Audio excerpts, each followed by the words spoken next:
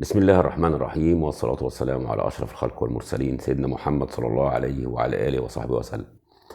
السلام عليكم. عودة لقناتنا الرياضية إن شاء الله، وهنستمر فيها بعد كده بإذن الله. نرجو من حضراتكم الدعم والمتابعة والشير للفيديوهات إن شاء الله، مش هنقطع عن حضراتكم بعد كده. كنا غبنا الفترة لظروف طارئة يعني أو خارجة عن إرادتنا.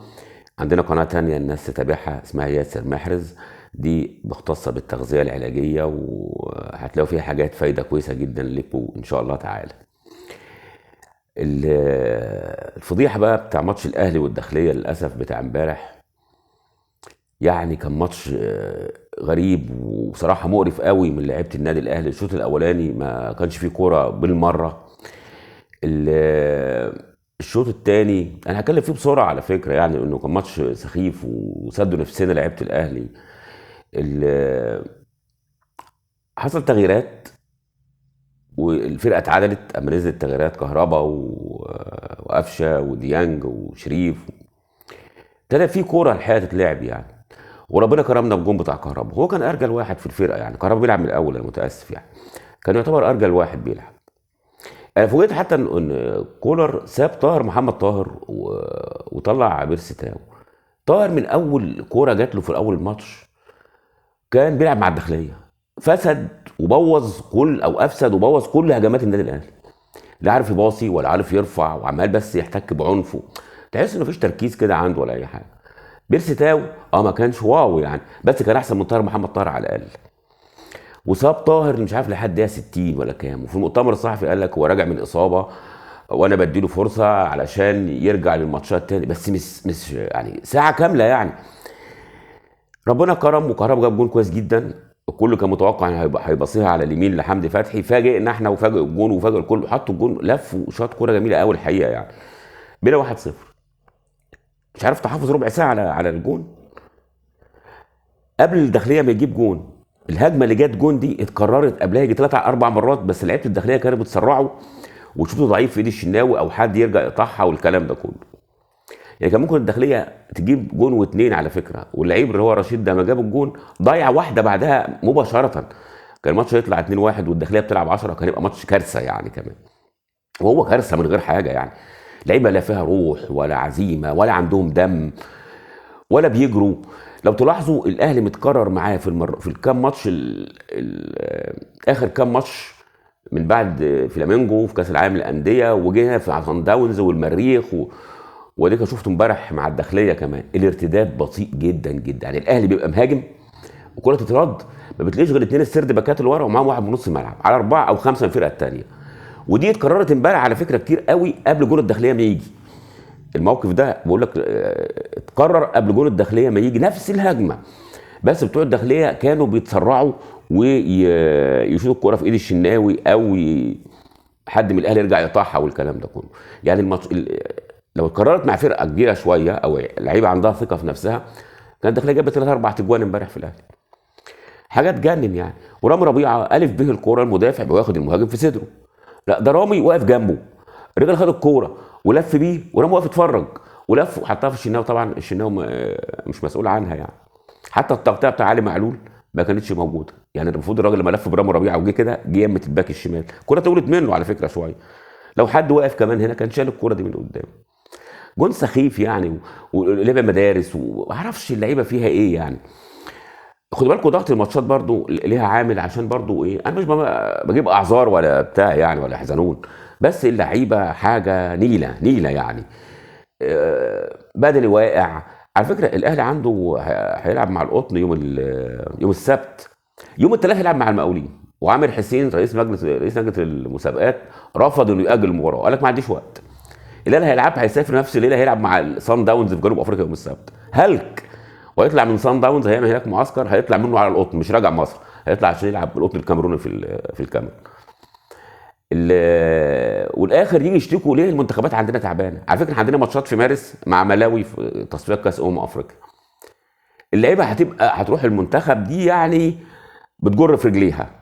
احنا الناس هنا باصين للانديه والدوري وسايبين ناسيين المنتخبات خالص. ده انا هقول لكم على فضايح في منتخب الناشئين بتاعنا اللي خرج من كاس الامم اللي كان بيتلعب في مصر ده، فضايح. فيعني حاجه تجنن في لعيبه الاهلي. شادي حسين جات له كوره امبارح اللي هي بالهيد في اخر الماتش والنتيجه كانت 1-1. طب انت راس حربه، كوره راحت لهاني، انا رافعها بالعرض، انت واقف وباصص لها ومستنيها، يعني عارف ان في كوره هتترفع وجات لك ومحدش مضايقك، وحتى بدماغه فوق. يعني لو قصده يطلعها بره مش عارف يطلعها بره. وعماد السيد الحقيقه جون الداخليه امبارح كان عمال يدي هدايا للعيبه الاهلي، بس لحد اللي هي دي اخر اللعيبه، هي دي امكانياته. الاهلي محتاج مهاجم صريح، مهاجم هجام، مهاجم مقاتل شرس، يعرف يخلص الكور دي جوان كلها. فنقطتين راح اوانطه من الاهلي في السباق على صداره الدوري. يعني هبوط الزمالك رسميا للدرجه الثانيه. انت عارفين الماتش فريق كره السله للسيدات في الزمالك اتغلب من فريق الاهلي بفرق يمكن دبل سكور، فرق كبير جدا جدا. طلع رئيس النادي السابق، هو سابق، هو مرتضى منصور، الراجل بينفذ عقوبه الحبس دلوقتي، سرح الفرقه وقال يروحوا يتجوزوا ويقعدوا في بيوتهم بقى ومش عارف ايه، وسرح الفرقه. بقاش في فريق كره سله سيدات في الزمالك. اتحاد السله النهارده بعت اختار لكل الانديه ان فريق الزمالك هيبقى هابط، وهبط للدرجه الثانيه، ما هو انسحب مش هيلعب الدور الثاني كله، وحط نظام بقى للهبوط اللي هي الثامن هيبقى التاسع وهكذا. يعني شغلانه كده يعني بقى ربنا يعني ايه بيعدل الدوري بتاع السله بتاعهم عشان يحدد الفرق اللي هتهبط مع الزمالك. فالزمالك رسمي في كره السله سيدات نزل للدرجه الثانيه، ودي حاجه صعبه قوي قوي، وده بيدل على تخبط في اداره الكره بتاع الصالات في نادي الزمالك اللي ماسكها احمد مرتضى منصور. حاجه مسخره بتحصل دلوقتي. حتى خدوا من الاهلي لعيبه بنات، اللعيبه البنات اللي كانت بتاخد 300,000 جنيه في السنه، خدوا 5 تقريبا في كره الطايره، بيدوا البنت منهم مليون ومليون ونص، يعني ضعف وضعفين كمان، والمحصله صفر. حتى في كره الطايره الاهلي متسيد الحكايه دي. ده بالنسبه للزمالك. نرجع بقى لخيبه منتخب الناشئين بتاعنا اللي كان بيلعب في مصر، اللي ماسكه محمود جابر المدير الفني اللي هو ابو عمر جابر. الحقيقه احنا 12 فريق في البطوله دي على ارضنا، احنا طلعنا ل 12. تخيل بقى اما بطوله بتتلعب على ارضك من 12 فريق وانت تطلع ل 12 اخر واحد. تعادلنا مع زامبيا 0-0، اتغلبنا من نيجيريا 1-0، اتغلبنا من السنغال 4-0 مع الرأفة. منتخب لا طعم ولا لون ولا ريحه ولا نيله، ولعبه متنيله ب 60 نيله، ولا في كوره ولا يحصل خالص، ولا في جمله تتعمل، ولا في جمله بتتعمل. ومدرب ومدير فني على الله حكايتهم. يعني نقول لكم على شويه حاجات حصلت في المنتخب ده لا تتخيلوها عشان تعرفوا كان لازم المنتخب ده يطلع 12 من 12 فريق، او ممكن كان يطلع ال 20 من ال 12 دول. لعيب حارس مرمى لقى نفسه في اول مباراه احتياطي، راح واخد شنطته وماشي. لقى نفسه احتياطي فخد شنطته ومشي. ازاي يبقى احتياطي؟ تخيلوا. جريوا عليه وقعدوا يتحايلوا عليه لازم تقعد ما ينفعش وبتاع وهتلعب، وعشان شكلنا ما يبقاش وحش قدام الناس والبطوله دي. شكلكم ما يبقاش وحش. وفضل اللعيب ما مشيش. تخيلوا اتحايلوا عليه علشان يقعد. ادي حاجه ثانيه. المدير الفني بيقول لهم دي بطوله يهمنا انتوا بعد اول ماتش بقى وما تعادلوا مع زامبيا 0-0، يقولوا له مع موزمبيق على فكره، اسف مع موزمبيق بقى، يقول لهم ايه دي فرصه تعملوا سعر لكم، اسامي لكم وتتشهروا وبتاع. اللعيبه ردت عليه ايه؟ واحد منهم بيقول له ايه؟ قالوا احنا مشهورين خلقه، بصوا على نفسكم انتوا، احنا مشهورين كده كده مشهورين، شوفوا نفسكم انتوا. تخيل اما لعيب بيقول له مدير فني لمنتخب مصر احنا مشهورين شوفوا نفسكم انتوا. طب شوفوا اللي جايه دي مصيبه بقى. المدير الفني بتاع المنتخب اللي هو محمود جابر ده بلغ خالد بيبو اللي هو مدير قطاع الناشئين في النادي الاهلي ان في لعيب من النادي الاهلي بيلعب في منتخب الناشئين ده بصق على المدرب، عزكم الله، يعني تفوا في وشه بالبلدي كده يعني. تخيلوا. فطبعا الاهلي ما بيسكتش، فخالد بيبو جاب اللعيب ده وعمل تحقيق، سال اللاعب وسال المدرب. مين بقى المدرب؟ اللي هو مساعد محمود جابر، كرم مرسي. كرم مرسي كان لعيب في الاتحاد زمان ولعب في الاهلي فتره. الولد قال له المدرب ده شتمني بامي شتيمه يعني قبيحه خارجه، انا ما اقدرش اقولها، انا عارفها، شتم وشيمه بالام شتيمه خارجه.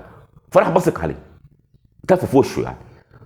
طبعا لا ينفع ان المدرب يشتم لعيب بامه، والمصيبه ان اللعيب ده احتفف عليه تاني. شفتوا؟ عاوزين المنتخب ده ينجح، عاوزين المنتخب ده ينجح وياخد حاجه، طلع ال 12 من ال 12. فضيحه ما بعدها فضيحه. حتى تشكيل الجهاز الفني المفروض انت بتجيب مدير الفني هو بيشكل الجهاز اللي معاه، عارف مين هيساعده، مين كويس، مين بيسمع كلامه، مين بينفذ له. لا، اتحاد الكوره جاب محمود جابر ده المدير الفني، واتحاد الكوره هو اللي جاب له المدربين والمساعدين وكل حاجه. مش عارف فين من اسكندريه، فين من كفر ابو جمعه، فين من كفر مش مسقعه خلطبيطه كده. طبعا لازم المنتخب يفشل. كل واحد من بتوع اتحاد الكوره عاوز يجامل راجل عنده في الاتحاد من منطقه كذا، فيجيب له مدرب من عنده، واحد من منطقه مش عارف الصعيد يجيب له واحد من عنده، واحد من منطقه اسكندريه عشان الانتخابات. اتحاد الكوره المفروض ده اتحاد فاشل، لازم يستقيل. ده في عز البطوله ما هي شغاله يقول لك مالناش دعوه، احنا ما جبناش محمود جابر، ده اللي جابه احمد مجاهد اللجنه اللي كانت قبلنا. يا نهار اسوس، ايه اللي انتوا بتعملوه ده؟ في اتحاد يقول على المدرب كده والبطوله شغاله؟ ما شلتوش ليه؟ ما بقاله سنه معاكم، ما شلتوش ليه؟ ده انتوا في عهدكم كان افشل سنه يعني بقى ربنا على منتخبات مصر كلها، 2003 و2006 والمنتخب ده راخر. والله فضايح بجلاجل. لازم الاتحاد ده يقدم استقاله، يتكل على الله كده وايه ويريحنا منهم يعني. حاجه تجنن يعني. طبعا اتحاد الكوره اتعاقد مع راجل اسمه بريرا، ده راجل كان حكم برتغالي، اللي جاي هيمسك رئيس لجنه الحكام. هيوصل النهارده او بكره على اكثر تقدير يعني. يا ريت بس يسيبوه يشتغل. والشله بتاعه حسام عبد الفتاح والجماعه القدام دول لازم الناس دي تختفي. الناس يعني في ايادي خفيه موجوده لسه من العهد البائد، لازم يسيبوا الراجل ده يشتغل، ما حدش يتدخل في شغله زي ما عملوا مع جلاتنبرج وطفشوه. خدوا بالكم، لو ما سبتوش يشتغل بمرض الله ويطار الحكام وتبعدوا عنه الخفافيش بتوع الظلام دول اللي بيوجهوا البطوله لانديه معينه، مش هينجح. الزمالك عنده ماتش مع بيراميدز يوم الجمعه اللي جايه، ماتش في الدوري صعب، بس الزمالك يعني بيراميدز سهل قوي، كل مره بتغلب من الزمالك حتى لو الزمالك وحش يعني، والزمالك بيمر بظروف سيئه للاسف يعني. الثلاث اللي بعده الزمالك مع الترجي في القاهره، هيبقى ماتش صعب. الزمالك ما عندوش خيار غير انه يفوز يعني. المشكله الاخيره بقى هكلم مع حضراتكم فيها، حكايه رئيس الزمالك دلوقتي المنصب شاغر او خلي بعد حبس رئيس الزمالك مرتضى منصور. في لائحه استرشاديه الزمالك عاملها، وفي قانون بتاع وزاره الشباب والرياضه ان ينتخبوا رئيس في الفتره المؤقته لحين اقرب جمعيه عموميه اللي هتكون تقريبا في اغسطس اللي جاي. طبعا في صراع دلوقتي. راجل وهدان هو مجلس الشعب ده عضويته على فكره في الزمالك بقاله 5 سنين بس، هو من منطقه بورسعيد، عاوز يبقى رئيس، وطلع بيان. كان لسه بعث الزمالك في تونس خالد لطيف والجماعه دول وجمال عبد الحميد والجماعه اياهم دول، قالوا لا التصويت ده باطل، ورجعوا لغوا كلام وهدان ده. خالد لطيف قال انا الاحق، انا امين الصندوق، انا اللي امسك. وقال يقول لك لا محدش هيمسك، احنا هنستنى لحد الرئيس ما يرجع وبعد شهر ويمسك. ده كلام فارغ، مفيش حاجه اسمها كده. الراجل زالت عضويته ببيان صريح من وزاره الشباب والرياضه ان عضويه مرتضى منصور كده اتشطبت، ما يرجعش الا بانتخابات جديده. وعلى حسب ما سمعت انا مش قانوني، بيقولوا ان لازم هيمر فتره عبال ما يعمل عمليه رد اعتبار، ومش عارف هتدخلها 3 ل5 سنين والكلام ده كله. والوزاره قالت لهم لو ما عينتوش حد احنا هنتدخل. لو الزمالك ما عينوش حد رئيس الفتره الانتقاليه دي، هيتحل المجلس ده، هيتعين لجنه تدير نادي الزمالك، وهلم جرى بقى بتاع كل سنه والكلام ده كله. بشكر حضراتكم، وان شاء الله نوعدكم هنستمر في اخبارنا الرياضيه على طول يعني. ما ننساش بقى نعمل لايك للفيديو وتشجعونا عشان نستمر في القناه تاني باذن الله تعالى. السلام عليكم.